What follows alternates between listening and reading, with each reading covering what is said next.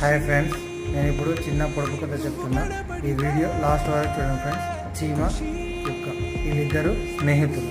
వాళ్ళిద్దరూ అడవికి వెళ్తుంటారు. వాళ్ళిద్దరూ వెళ్తూ ఉన్నాక ఇద్దరికి దాహం వేస్తుంది. దాహం వేసిన తర్వాత కుక్క అంటుంది చీమతో, నాకు దాహం వేస్తుంది, నేను మా ఇంటికి వెళ్ళిపోతా అని కుక్క చీమతో అంటుంది. చీమ ఏమంటుందంటే సరే అని చీమ అంటుంది. ఆ తర్వాత ఏంటంటే అడవి పక్కనే సముద్రం ఉంటుంది. సముద్రం ఉన్న కుక్క అనేది తాగదు. ఎందుకు తాగదు అంటే దాంట్లో ఉప్పు నీళ్ళు ఉంటాయి కాబట్టి తాగదు. చీమ అక్కడనే ఉంటుంది, కుక్క మాత్రం ఇంటికి వచ్చేస్తుంది. కుక్క ఎందుకు వచ్చేస్తుంది, చీమ ఎందుకు రాదు ఫ్రెండ్స్ కింద కామెంట్ బాక్స్లో కామెంట్ చేయండి.